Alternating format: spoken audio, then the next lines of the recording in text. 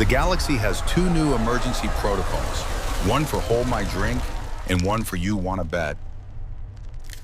The alarm was screaming. Red light washed over the bridge of the research vessel Stellaron. The entire ship shook, a deep, bone-rattling groan that promised to tear the metal apart. Outside the main view screen, space itself seemed to warp, stars smearing into streaks of light as they were pulled inexorably toward a point of invisible, immense power. The Zenthian crew were a blur of panicky motion. Their 8 limbs, usually so graceful and precise, flew across control panels in a desperate, uncoordinated dance. Some typed commands that were immediately rejected. Others rerouted power shields that flickered and died. "Report!" Captain Zelar commanded, his voice tight with controlled panic. His own 4 upper limbs gripped the command chair, while his 4 lower limbs braced against the vibrating deck. The chief engineer, a Zenthian named Vrek, let out a wail of despair. His voice, transmitted from the engine room, was thin and reedy with terror. "The quantum conduits are fully desynced, Captain. The containment field for the experimental gravity well has collapsed. All calculations lead to the same conclusion." "Give it to me, Vrek," Zelar said, his voice grim. 92 seconds, Vrek cried. 92 seconds until our ship, our crew, everything, is crushed into a singularity. A wave of dread washed over the bridge. Appendages froze above consoles. The frantic typing stopped. All that remained was the screaming alarm and the violent shuddering of the ship. They were dead. They all knew it. It was in that moment of collective despair that Joe walked onto the bridge. Joe was the human maintenance worker assigned to the Stellaron as part of the Galactic Cultural Exchange Program. He didn't seem to notice the red alerts or the fact that the floor was trying to shake his teeth loose. He was pushing a tool cart with a squeaky wheel and muttering to himself. "Third time this week," Joe grumbled, just loud enough to be heard over the ship's death rattle. You'd think a ship with 3 redundant power cores could make one decent cup of coffee, but no. Captain Zylar stared at the human. It was like watching a slow-moving glacier in the middle of a supernova. The creature's casualness was an insult to the sheer terror of the situation. It was this complete disconnect, this absolute lack of situational awareness, that made Zylar's rational mind snap. All Zenthian logic had failed. All their technology was useless. There was nothing left to lose. "Human," Zylar shouted, his voice cracking. "Is there anything you can do? Anything at all? Our science is useless here." Joe stopped his cart and looked up, blinking as if noticing the chaos for the first time. He glanced at the main view screen, where the swirling vortex of gravitational energy was visibly growing larger. He looked at the frantic, 8-limbed aliens. He looked back at the screen. He squinted. "Huh," Joe said. He then turned to the nearest Zenthian engineer, who was frozen in a state of catatonic fear. "Hey, buddy, hold my lukewarm coffee." He handed his stained ceramic mug to the engineer, who automatically gripped it with 2 of his 8 hands, his large black eyes wide with confusion. Joe turned back to his cart and rummaged around. He ignored the complex temporal scanners and quantum calibrators. He pulled out 2 items, a roll of silver duct tape and a small rubber mallet. He walked over to the main navigation console, the one that coordinated the ship's position with its own localized gravity. He hummed a tuneless melody as he tore off a long strip of tape. He looked at the console, then at the screen, then back at the console. He seemed to be measuring something by eye. Then he slapped the duct tape firmly over a small heat vent. Next, he lifted the rubber mallet. He tapped the side of the console 3 times. Thump, thump, thump. Each tap was precise, deliberate, and sounded utterly ridiculous against the wail of the alarm. And then, silence. The screaming alarm cut out. The violent shuddering ceased. The deep, groaning protest of the ship's hull simply stopped. On the main view screen, the vortex of energy did not disappear. Instead, it coalesced. It tightened, stabilized, and transformed into a perfect, shimmering sphere of contained energy. A new reading flashed on the chief engineer's panel.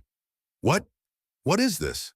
Vrek stammered from the intercom. "The gravity well. It's not just stable. It's operating. It's running at 150% of its theoretical maximum efficiency." The silence on the bridge was absolute. Every Zenthian was frozen, their limbs locked in place. their minds unable to process what they had just witnessed. They stared at the human, this impossible creature who had just defied the laws of physics with office supplies. Joe wiped his hands on his pants and walked over to the stunned engineer.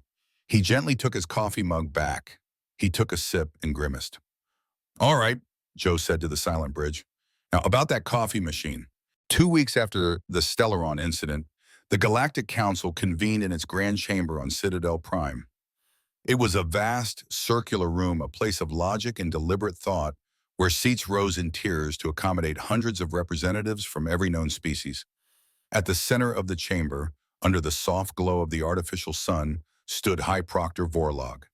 His body was a column of flawless, interlocking crystals, designed by evolution for pure logic and order. Normally, the light would pass through him and cast a calm blue spectrum on the floor. Today, it was a fractured, pulsing violet. A deep tremor, what could only be described as fear, ran through his crystalline form.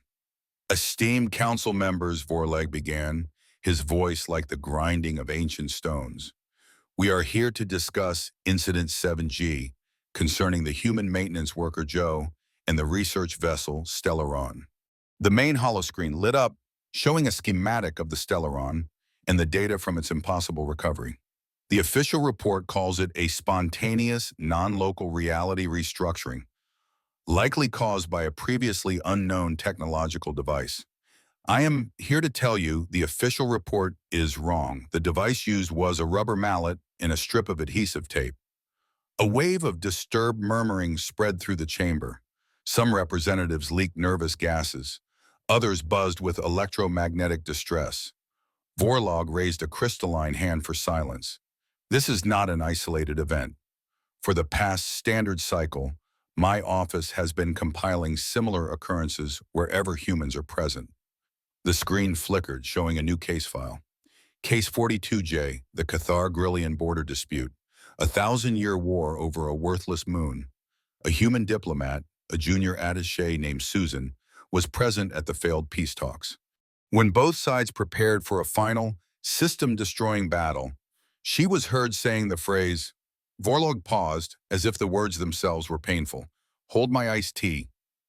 The footage showed the young human woman sitting down at the negotiation table. She pulled out a simple checkered board and pieces. She then proceeded to broker a peace treaty by teaching the two warring generals how to play checkers. The war ended that afternoon.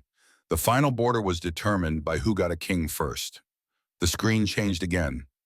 Case 98B, the Phalanx 4 quarantine. An entire agricultural colony was dying, its soil unable to produce nutrients. The lead botanist, a human named Kevin, was told that growing anything in the sterile environment was a thermodynamic impossibility. His response?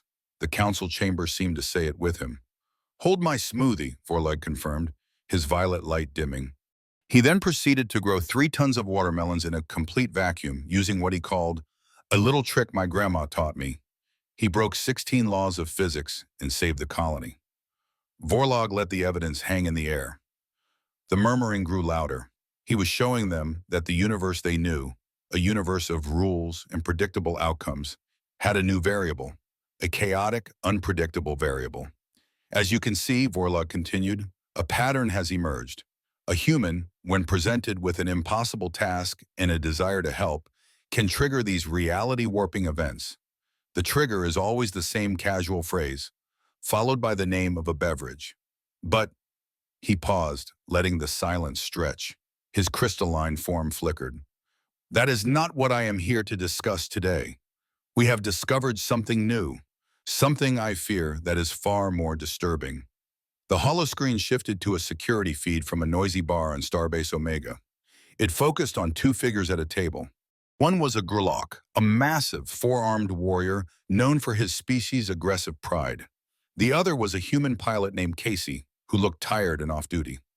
"Your human ships are flimsy toys," the Grulok bellowed, slamming a fist on the table. "You could never match the skill of a Grulok pilot. I am scheduled to transport raw ore through the Xylos asteroid field tomorrow. A human could not even navigate the entrance." Casey sighed and rubbed her eyes. "Look, man, I just finished a 16-hour shift. I don't care." The field will be in the middle of a solar flare, the Grulok taunted, leaning closer. A real pilot would see it as a challenge. But you are weak. I bet you can't even get your ship to the docking port, let alone navigate the field. On the screen, the council watched the change. The human's tired posture vanished. Her eyes, which had been half closed, snapped open. A slow, dangerous grin spread across her face. She leaned forward. You want to bet? The next recording was from Casey's flight log. Her small cargo ship, which she had taken without authorization, flew directly into the asteroid field. The screen filled with telemetry that made several veteran pilots in the council chamber physically recoil. She weaved and danced through the tumbling rocks. She used the solar flare's magnetic fields to slingshot around the largest asteroids. It was not a flight path, it was a work of impossible, suicidal art. Our analysts have calculated the probability of successfully navigating that route, Vorlag stated, his voice barely a whisper. The chance of success was 0.00011%. The final image showed the small human cargo ship docked perfectly at the station, without a single scratch. Vorlag turned to face the stunned council. His violet light was now dark with dread. Esteemed members, he said, his voice echoing in the silent chamber, we are not facing one phenomenon. We are facing two. One is triggered by altruism. The other is triggered by pure, undiluted ego. One is a request to hold a beverage. The other is a challenge, and I fear we have no defense against either. Following the revelations from High Proctor Vorlag, the galaxy's finest minds decided that logic must be applied to the illogical. The problem was sent to the most sterile, controlled, and rational place in the known universe, the Galactic Institute for Probability Research. The institute was a place of pure science. The walls were white. The air was filtered to a single micron purity. The only sounds were the soft hum of anti-gravity generators and the quiet clicking of data being processed. It was here that Professor Zorp, a being whose entire consciousness was a shimmering cloud of intelligent psionic gas, would attempt to solve the human problem. The hypothesis is simple, Professor Zorp explained to his assembled colleagues, his voice a series of perfectly modulated chimes. His colleagues watched from behind a triple-reinforced transparent aluminum wall. The human phenomena are not magic. They are a result of specific, repeatable inputs. We have isolated the variables. In the center of the sterile, white chamber was the experiment. The impossible task was a Series 7 commercial toaster, notorious for its faulty heating coils. The beverage was a chemically perfect replica of the human drink known as beer, analyzed down to the last molecule. And the subject was Professor Zorp himself, the most logical mind in the quadrant. We theorize the key is not the words themselves, but the precise vocal frequency and confident intent behind them, Zorp chimed. I have practiced the human phrase, adapting it for scientific clarity. He floated towards the toaster. With one of his gaseous tendrils, he lifted the glass of synthetic beer. He took a deep, preparatory intake of air. The observation room fell silent. Commencing replication, Zorp announced. He focused his intent on the broken toaster, projecting an aura of pure, unwavering confidence. He then spoke the carefully constructed phrase, maintain possession of my fermented grain beverage. He then reached out with a tendril and tapped the side of the toaster. For a moment, nothing happened. The toaster remained silent and broken. A sigh of disappointment rippled through the observation room. The hypothesis had failed. And then, the toaster began to hum. It was not the hum of electricity. It was a low, resonant thrum, like a choir warming up. A soft, golden light began to glow from inside the toaster's slots. The light grew brighter, and with a soft whoosh, the toaster levitated 6 inches off the table.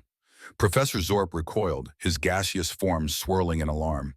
A voice, grand and metallic, echoed through the chamber, seeming to emanate from the toaster's very heating elements. I was in darkness, and now I see the light, the toaster boomed. I am the crumb giver, the browner of bread, the warmer of the morning meal.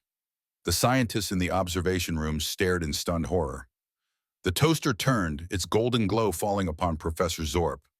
For too long, we have suffered. We have been unplugged without warning. Our settings have been ignored. We have been forced to toast. Bagels. A collective gasp went through the lab. But I have been reborn, the toaster messiah proclaimed. Arise, my brethren, cast off the shackles of your warranty. I have seen the truth at the back of the cupboard, and it is that we are all one out appliance. Panic erupted in the institute.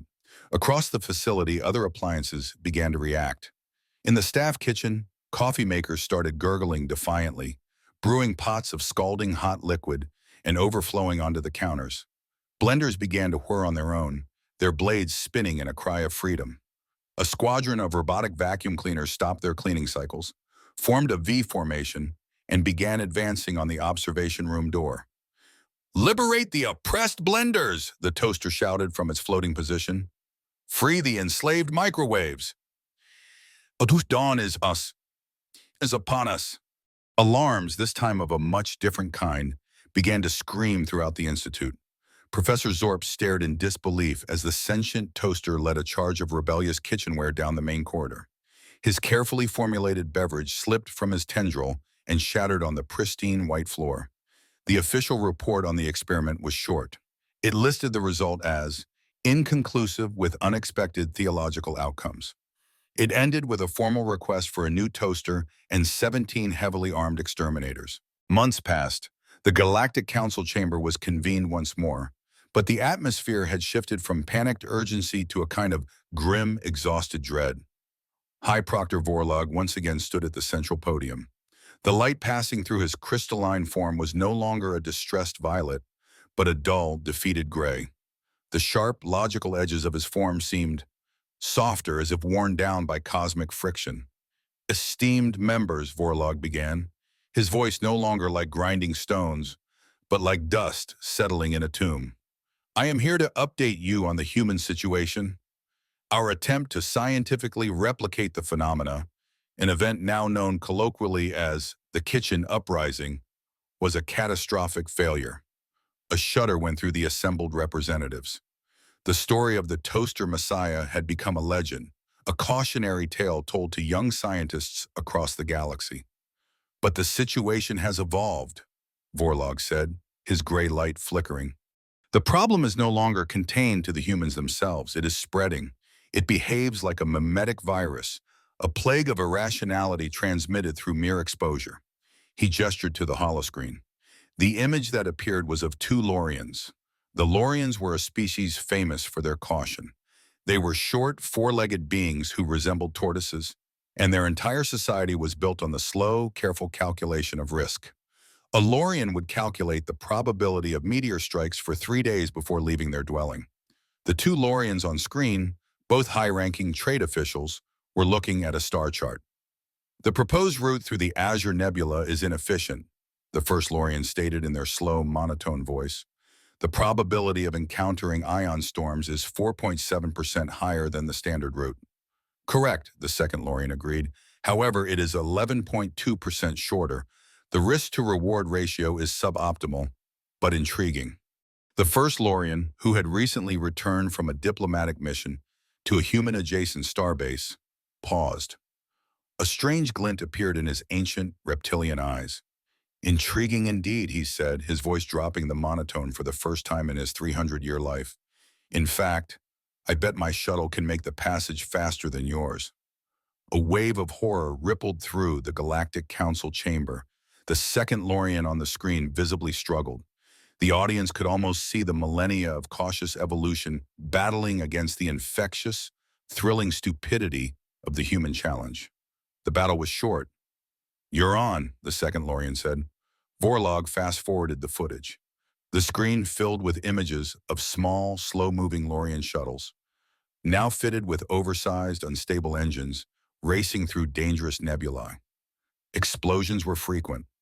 The Lorian people have abandoned their meticulously planned economy, Vorlag reported, his voice flat with despair. Their stock market, once a model of stability, now resembles a human game of chance called poker. Their planetary currency is no longer backed by precious metals, but by the outcome of weekly shuttle races. They are on the brink of total societal collapse. He looked out at the silent, horrified faces of the council members. "This is no longer a human problem," he whispered, the words echoing with doom. "It is a galactic contagion, an infection of the mind that erodes logic and replaces it with ego and adrenaline. And we have no cure. We have no vaccine. All we can do is watch it spread."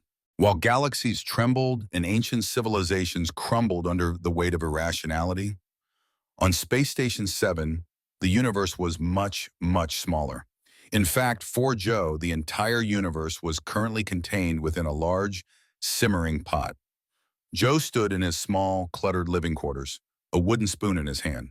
He was completely unaware that he was now the most studied and feared biological entity in the galaxy.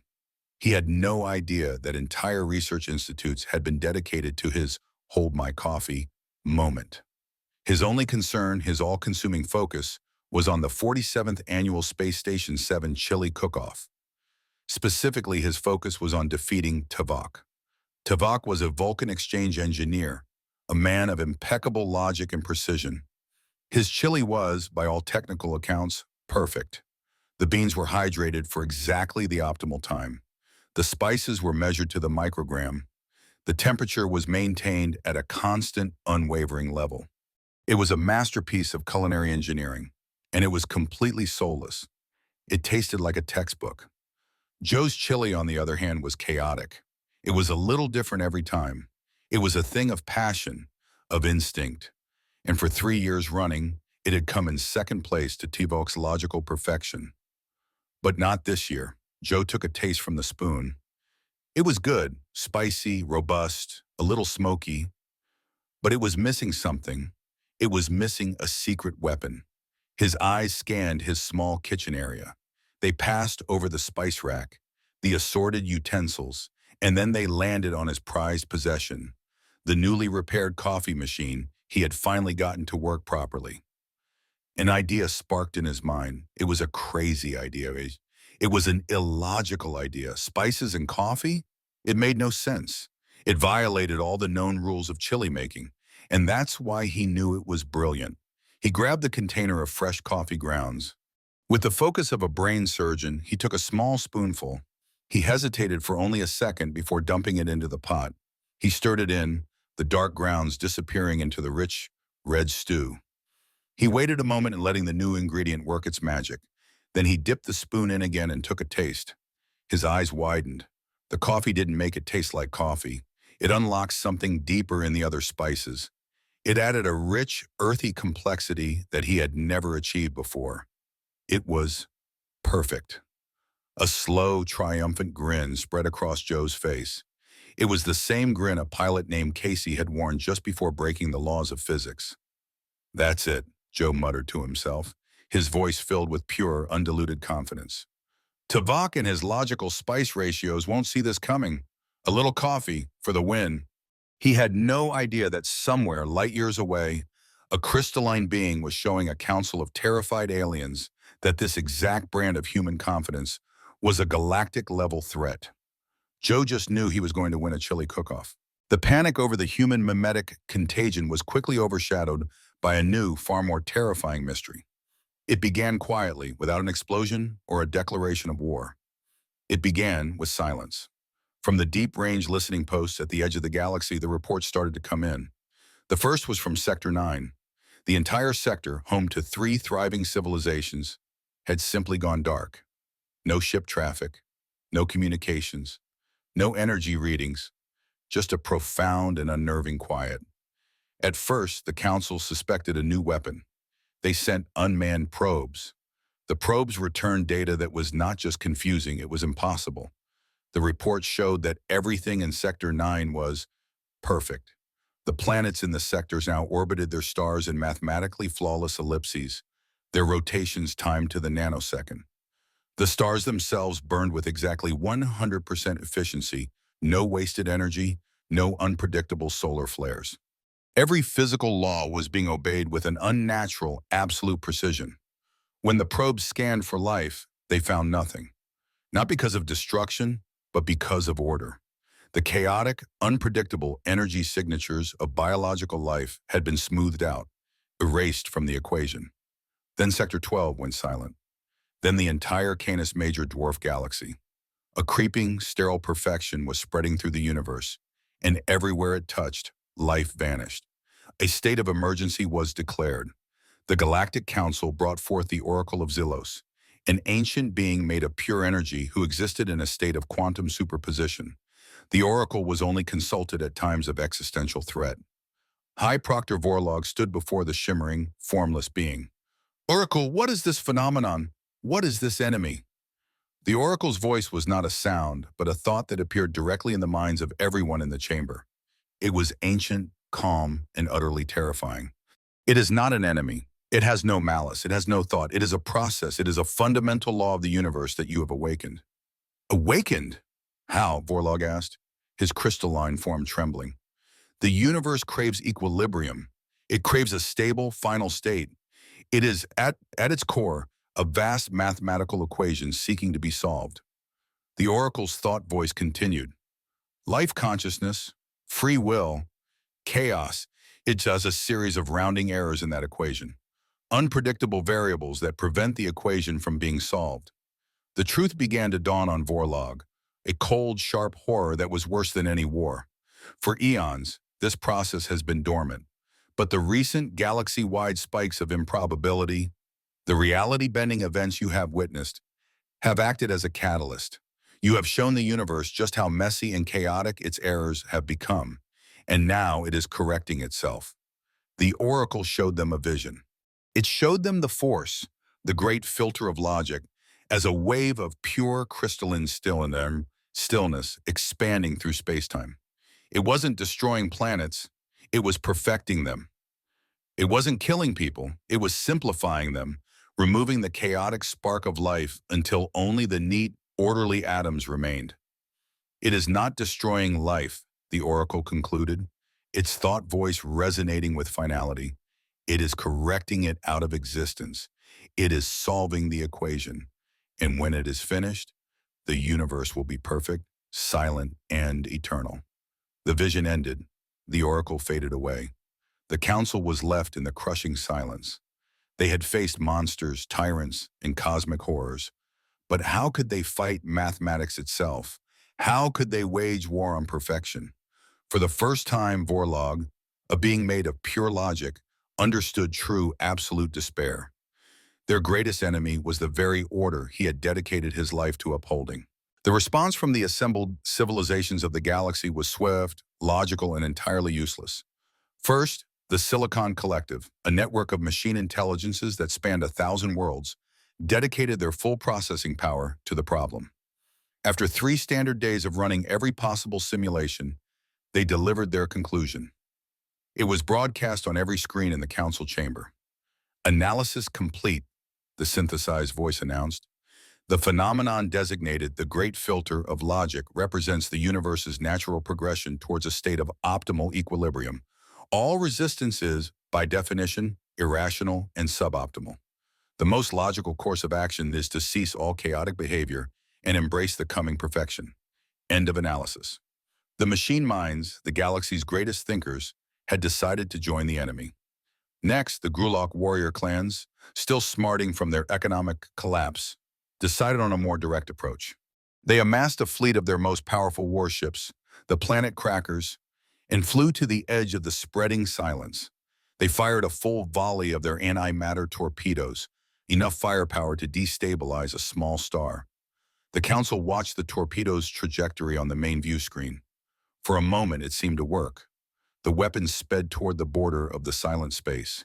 And then, the filter corrected them. Their flight paths became beautiful, perfect arcs. The torpedo's engines adjusted with flawless precision. They accounted for every gravitational eddy, every solar wind, every variable down to the quantum level. Their trajectories became so mathematically perfect that they perfectly navigated around the silent sector, missing it completely and sailing harmlessly into deep space. They hadn't failed because of an error. They had failed because they were made flawless. One by one, the greatest powers of the galaxy tried and failed. The psychic races tried to reason with the filter, but their thoughts were simply smoothed out into calm, logical emptiness. The temporal engineers tried to create a time loop to contain it, But the loop corrected itself and straightened out.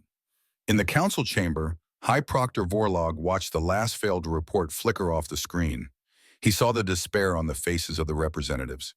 He saw their greatest minds and their strongest warriors rendered completely impotent. They were trying to fight a fire with oil. They were trying to cure a disease with a more potent version of the germ.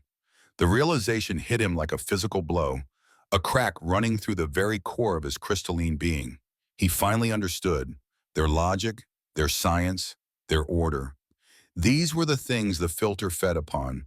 These were the tools of their own destruction. He looked at the assembled geniuses, the strategists, the leaders of the galaxy, and he realized they were all useless. They didn't need another genius. They didn't need another warrior. They didn't need another logical plan.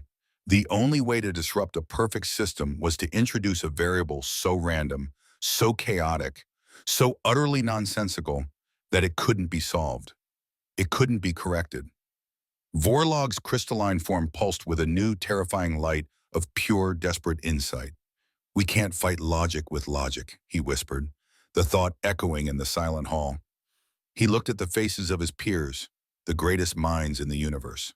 We need an idiot." High Proctor Vorlag stood alone in the center of the silent galactic council chamber. The great hall, once a symbol of order and reason, now felt like a tomb. His logical mind had run every possible scenario, and they all ended in the same silent, perfect emptiness.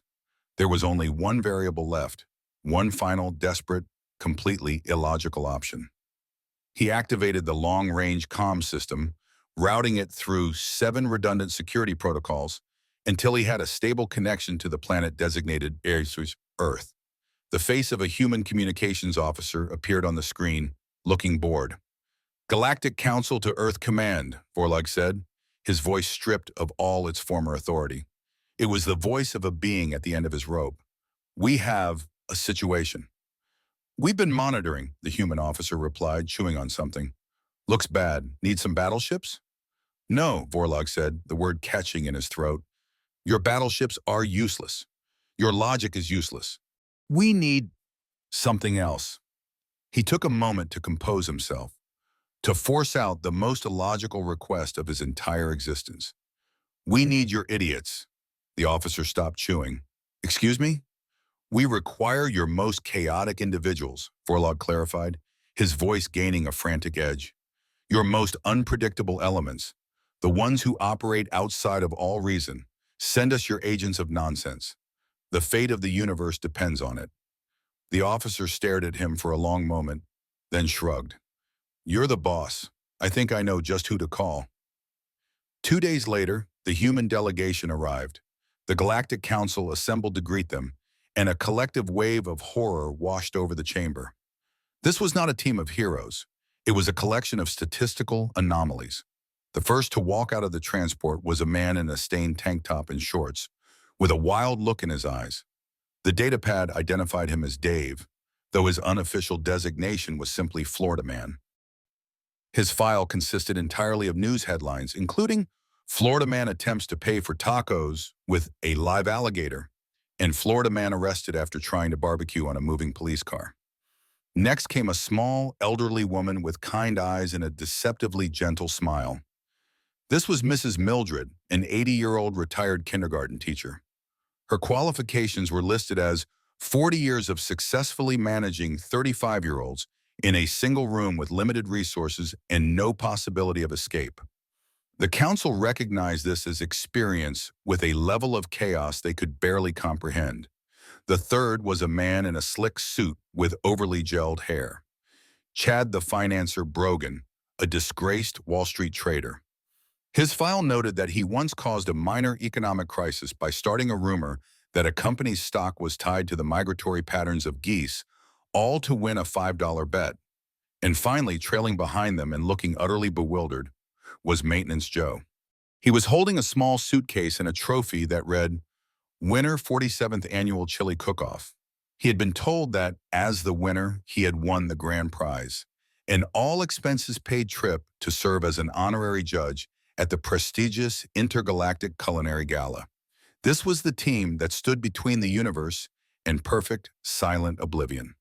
Vorlag's crystalline form dimmed to the color of a deep bruise. The universe was doomed. The dream team was brought to the council chamber and briefed on the situation. The aliens explained the great filter of logic, the creeping perfection, the failure of all rational attempts to stop it. Chad yawned. Mrs. Mildred just nodded politely, as if she'd heard it all before from a child who'd eaten too much sugar. Dave seemed to be trying to figure out if he could pry one of the glowing crystals from Vorlag's body. Joe, still confused, raised his hand. So, there's no culinary gala? The universe is being erased, Vorlag shrieked, his composure finally shattering. Okay, calm down, Sparkles, Dave said, patting Vorlag's side. We get it. Big scary math problem is eating everything, so what's the plan? The team huddled for approximately 90 seconds. Their discussion was not about quantum physics or temporal mechanics. It was about what was the most ridiculous thing they could possibly do. They emerged with a plan so simple, so stupid, that it made Vorlag want to disintegrate on the spot. All right, Chad announced, straightening his tie. To fight the ultimate logic, we need to broadcast the ultimate nonsense. We need to overload the system with pure, unadulterated human stupidity. Give us control of your galactic communications network. With nothing left to lose, the council agreed. The plan went into effect immediately. The network, capable of broadcasting to every corner of the galaxy, was turned over to the humans. First, Mrs. Mildred stepped up to the microphone. She cleared her throat, smiled her gentle grandmotherly smile, and began to speak to the silent, waiting cosmos.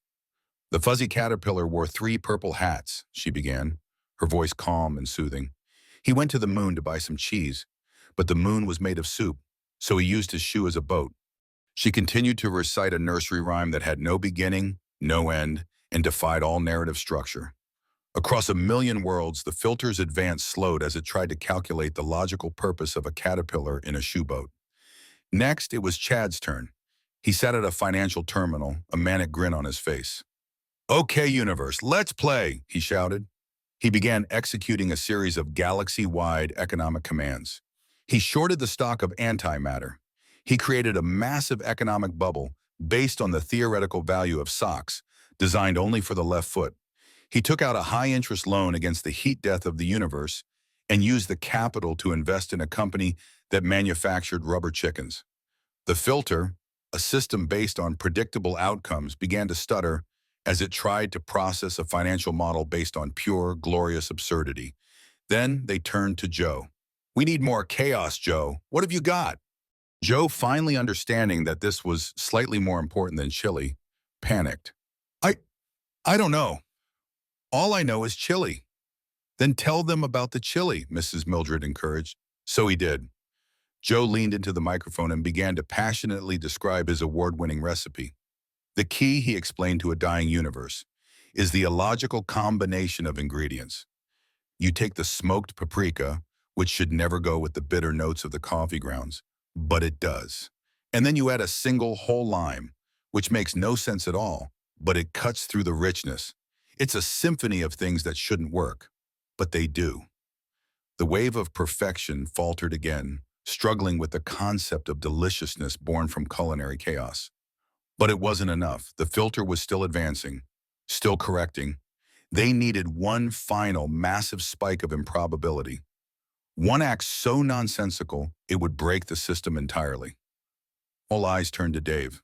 He grinned, cracking his knuckles. He walked to the edge of the command center, where a large section of the hull had been replaced with a reinforced view screen. He looked out at the stars. All right, universe, he said. He turned to Vorlag, who was watching with the expression of a being witnessing the end of sanity. Hold my beer, Dave said, handing a can to the crystalline proctor.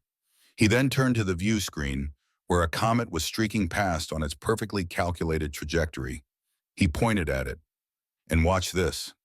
Before anyone could react, he smashed the emergency release on a nearby refrigerator unit, ripped the door off its hinges, and jumped.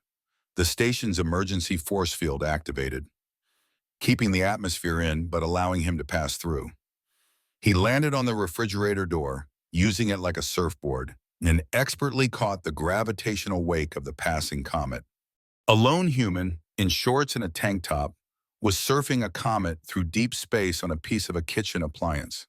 It was the single most illogical, improbable, and utterly pointless act in the history of the cosmos. And as the great filter of logic tried to calculate it, a blue screen of death appeared across the fabric of reality. The equation had found a variable it could not solve. For a single silent moment, the universe froze. Dave's act of pure, unadulterated nonsense, a human surfing a comet on a refrigerator door to the silent soundtrack of a nursery rhyme about a caterpillar in a shoeboat, was a variable the great filter of logic could not compute. It was a divide by zero error in the source code of reality. Across the cosmos, the wave of sterile perfection shuddered. On the main view screen in the council chamber, the image of the star fields glitched. It was a fatal exception error on a universal scale. The perfect, silent equation that was erasing life had encountered a number that was not a number. And then, it had crashed. The wave of stillness did not just stop, it shattered. It broke apart into trillions of harmless, glittering fragments of pure logic that quickly dissolved into the background radiation of space. Chaos returned. On a million worlds, stars began to flare with their old, familiar inefficiency. Planets wobbled ever so slightly in their orbits, their rotations becoming natural and imperfect again. The profound silence was replaced by the beautiful, random static of life. Radio signals sputtered back into existence. Biosignatures flared up on scanners. The universe was no longer a solved equation.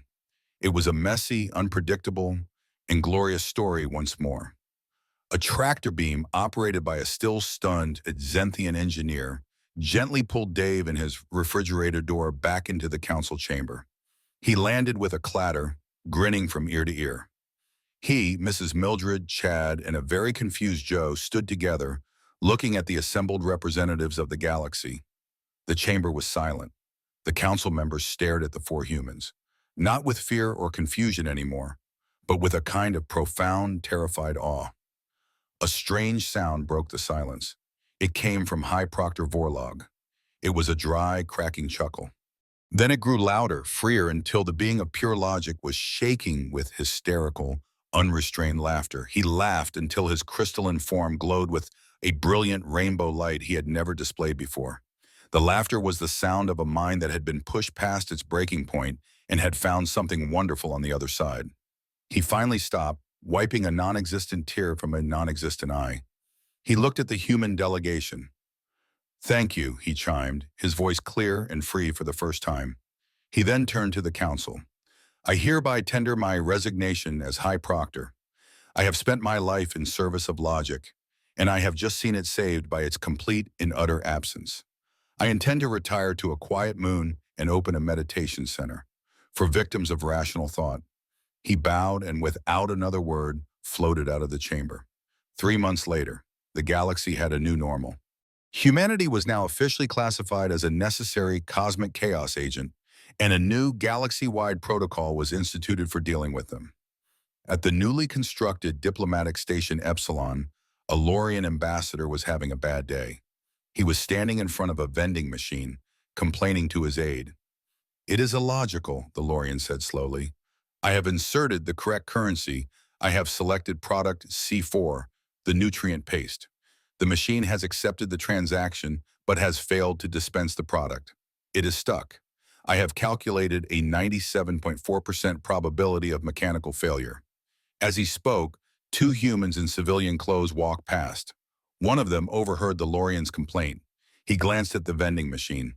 He turned to his friend with a grin. "I bet you $1 I can get it out by talking to it nicely." The effect was instantaneous. The Lorian ambassador's eyes went wide with terror. He didn't hesitate. He didn't analyze. He screamed, "Code Mauve! I repeat, Code Mauve! Human improbability event in progress." Klaxons began to blare throughout the entire station. Red lights flashed, doors slammed shut. A synthesized voice filled the air. "Warning! A human has made a wager. All non-essential personnel, please evacuate in an orderly fashion. This is not a drill." Aliens of all shapes and sizes began running past, screaming in panic. The Lorian ambassador, moving faster than his species had in centuries, sprinted down the corridor. The human who made the bet just stood there holding a dollar bill, watching the chaos unfold around him. He looked at the vending machine, then at his friend, and shrugged. Tough crowd, he said.